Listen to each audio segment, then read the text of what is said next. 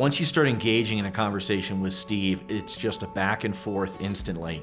And I know it's hard to remember exactly what we talked about in my interview, but as I remember it, we got into everything about Telluride and the history. It was a free-flowing discussion with him where I felt at ease almost instantly. And that's what Steve, I think, makes anyone feel when he interacts with him, whether it's a member of the public who's interacting with him in a board context, or it's one of the elected officials that's interacting with Steve in a more formal capacity. He really has a very engaging way of interacting with people. When I got out of law school, I had absolutely no idea that I'd wind up spending over 30 years working in county government. That's just sort of serendipitous. I mean, it just sort of happens. Don't let Steve's unassuming persona fool you. He's a very interesting, fascinating, well-read, very thoughtful guy. So I was interested in actually dealing with real cases and real people.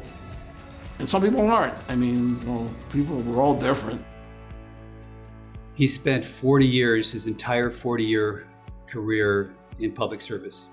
He did it, obviously not to get rich or famous, but because he believes in good government and fairness, and he did a great job for legal aid, and especially for San Miguel County the last 24 years.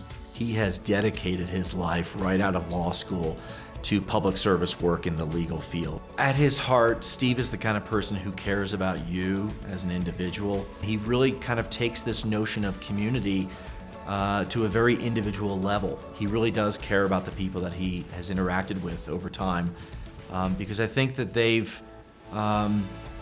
have formed a part of his life as well. He was involved in so many notable issues here in San Miguel County and the Telluride area for so long that people know his name and his hard work over that period of time. And it really leaves an impression on people.